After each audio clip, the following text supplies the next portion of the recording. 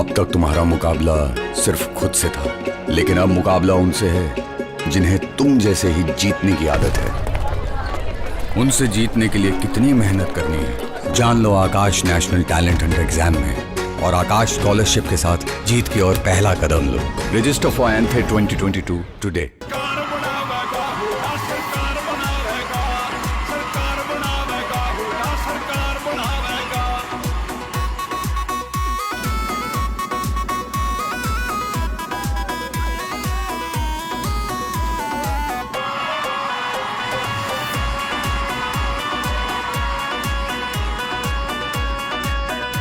में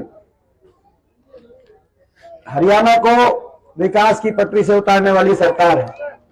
ऐसी स्थिति आ गई। अब खट्टर साहब कल, वैसे तो इलेक्शन में कोई आया ही नहीं, ये भी हमें समझ में नहीं आ रहा। बीजेपी की सरकार ने इलेक्शन छोड़ दिया, कोई आया नहीं, लेकिन अब आखिरी दिन आएंगे तो वो आखिरी दिन आएंगे। तो कल मैं वो विकास के नाम पे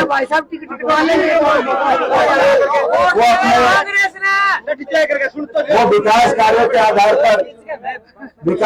के आधार पर अपनी वोट मांगेंगे। तो मैं उनसे कहना चाहता हूं कि अगर विकास की गंगा देखनी हो हरियाणा में तो मंडी आदमपुर आओ। विकास की गंगा देखनी हो तो सलेमगढ़ गांव आओ, आपको गलियों में दिखा देंगे विकास की कैसी विकास की गंगा बह रही है, वो आपको दिखा देंगे। 9 साल के बाद आज हरियाणा जो विकास के लिए जाना जाता था, विकास ठप, और देश में सबसे ज्यादा बेरोजगारी हरियाणा में, देश में सबसे ज्यादा महंगाई हरियाणा में। हर गरीब आदमी का बजट बिगड़ गया। डीजल, पेट्रोल, रसोई गैस का सिलेंडर, बिजली के बिल, देश में सबसे ज्यादा महंगी बिजली कहाँ है, वो हरियाणा में। रसोई गैस का सिलेंडर 400 उठता था जब अपनी सरकार थी। बीजेपी ने कहा था इसको कम कराएंगे, कम हुआ कि ज्यादा हुआ, वो आपको ज्यादा मुझे पता होगा है। ये जो 1100 वाले हैं वो 10 दिन पहले बढ़ा के लाए होंगे, कल अगर कोई बढ़ा के लाए तो 1190 हो लिया।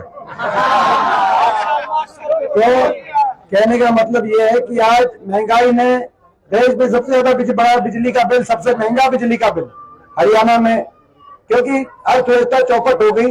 इसीलिए बेरोजगारी, नौजवान का भविष्य चौपट, बेरोजगारी और नशे की तरफ गलत में नौजवान का भविष्य को धकेल दिया है सरकार ने।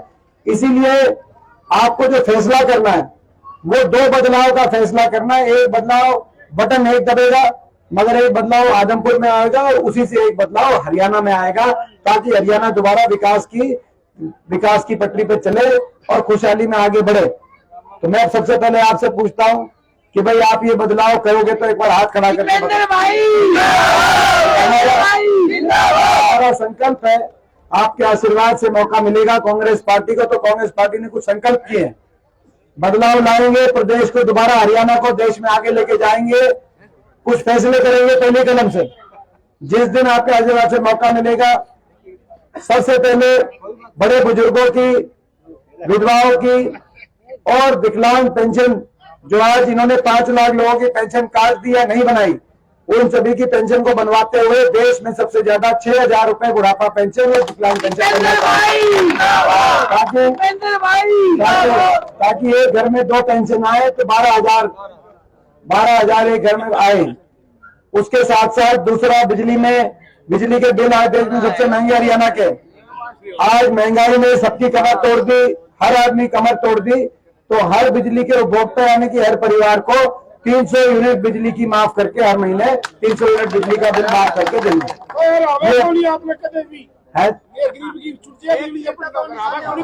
हाँ, ठीक बात।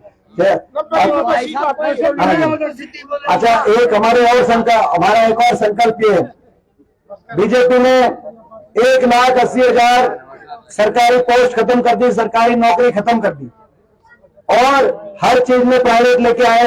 बड़े बड़े उद्योगपतियों के हिसाब से 8 साल से हरियाणा में शिक्षकों की तक भर्ती नहीं हुई। पीटीआई कह रहे थे सुखबीर जी, हमारी सरकार में 1 लाख से ज्यादा शिक्षक भर्ती हुए थे, जिसमें पीटीआई भी लगे, जो अपने गांव का उदाहरण दे रहे थे। कोई जेबीटी भी लगा, कोई गैस टीचर रहा, कोई कंप्यूटर टीचर। इन्होंने एक भी कोई शिक्षक भर्ती नहीं किया, इसीलिए आज स्कूल भी बंद हो रहे। गरीब आदमी के जो है बच्चे को आज स्कूल के आगे 4 महीने से धरने में बैठना, 250 स्कूलों के आगे बच्चे बैठे, स्कूल बंद हो रहे हैं क्योंकि सरकारी नौकरी खत्म, शिक्षक लगाए नहीं, 4800 स्कूल बंद कर दिए। तो ये आपके आशीर्वाद से मौका लगेगा। हमारा तीसरा संकल्प ये है, ये जो 1,80,000 नौकरी सरकारी खत्म कर दी हरियाणा में, उनको बढ़ाकर 2 लाख सरकारी नौकरियों की हरियाणा के अंदर भर्ती निकालने का काम करेंगे ताकि युवाओं को रोजगार मिल सके। हमारा एक संकल्प ये भी है कि हमारे समय एक स्कीम थी, आपको याद होगा, 100 गज के प्लॉट की स्कीम।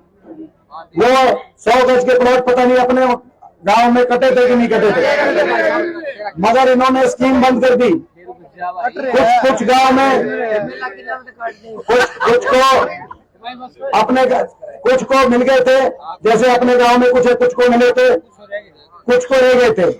और पूरे हरियाणा में 3,92,000 परिवारों को 100 गज के प्लॉट, SC वर्ग के हमारे भाई, बैकवर्ड के हमारे भाई, छत्तीस बिरादरी के गरीब BPL परिवार, हुड्डा सरकार ने स्कीम निकाली थी और इस नियत से निकाली थी कि हर आदमी के परिवार के घर पे छत होने की, अगली पीढ़ी को घर पे छत होके की कोई चिंता ना रहे। लेकिन खट्टर साहब ने आते ही वो स्कीम कैंसिल कर दी, बंद कर दी। जहां प्लॉट नहीं कटे थे वहां नहीं मिले, जहां कट गए थे उन कॉलोनियों पे कोई विकास कार्य नहीं हुआ। यहाँ पे जो प्लॉट कटे थे अपने गांव में, उन कॉलोनी में मैं पूछना चाहता हूँ विकास कार्य हुआ था कि नहीं हुआ था? तो उनमें कोई विकास कार्य नहीं हुआ और ना लाइट, वहां पे ना सड़क, वहां ना लाइट ना सड़क। हमने जो उस समय तक हो रहा था, महात्मा गांधी बस्ती का हमने नाम लिया था, उस समय जो हो रहा था तो उस समय तो हुआ था। उसके बाद से ना विकास कार्य है ना सड़क।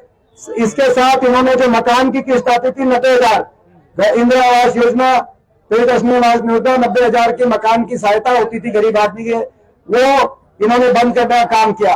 हमारा चौथा संकल्प ये है कि सर आपके आशीर्वाद से सरकार बनते ही 100 गज के प्लॉट की हमारी जो स्कीम खत्म कर दी और मकान की स्कीम खत्म कर दी, उसको लागू करते हुए हर गरीब आदमी को 100 गज का प्लॉट दिलवाने का काम करेंगे और उस 100 गज के प्लॉट के साथ 2 मकान का कमरा, सुधा बाथरूम, सुधा किचन बनवा के सरकारी खर्चे पर दिलवाने का काम करेंगे और इन कॉलोनियों का विकास कार्य करने का काम करेंगे।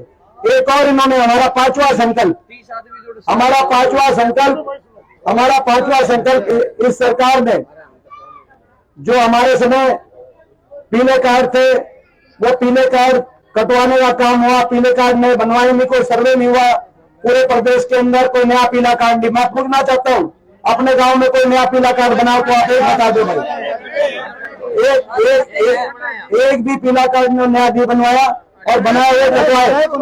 और यहाँ तक कि जैसे बुढ़ापा पेंशन कटवाई इन्होंने, बुढ़ापा पेंशन भी बहुत 5 लाख कटी और पीले कार्ड भी बहुत कटे और नए सर्वे नहीं हुआ। और पीले कार्ड पे जो राशन डिपो में मिलता था, कांग्रेस हमारी सरकार के समय चीनी, तेल और दाल भी मिलती थी। आज के दिन तो अनाज भी जो आता है उसकी भी क्वालिटी अच्छी नहीं आती, गुच्छे वाला अनाज आता है कि नहीं आता? मैं पूछना चाहता हूँ आपसे, ये खराब अनाज आता है, ये स्थिति आ गई। तो हमारा संकल्प है कि सरकार बनते ही पहली कदम से पीले कार्ड सर्वे नए सिरे से सर्वे ऑर्डर करके, ताकि किसी का कटे नहीं और कोई एक भी परिवार छूटे नहीं, सबका पीला कार्ड बनवाने का काम करेंगे जो सारे हैं। और उसके साथ साथ जो सुविधाएं नहीं इसके बाद हाँ मैं आपसे एक ही बात करूँगा। हाँ जी हमारे गांव में पहले आयुष्मान कार्ड नीतीश के बने हुए थे। हाँ जी ठीक है भैया। हाँ जी। आज कुलदीप बिश्नोई सर्वे क्यों करा रहा है? हाँ जी सुनिए भैया की बात सुना।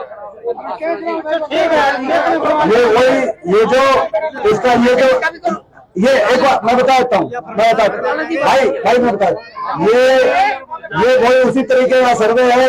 आपको याद होगा बीजेपी ने 2019 में के इलेक्शन से पहले मकान का सर्वे भी कराया था।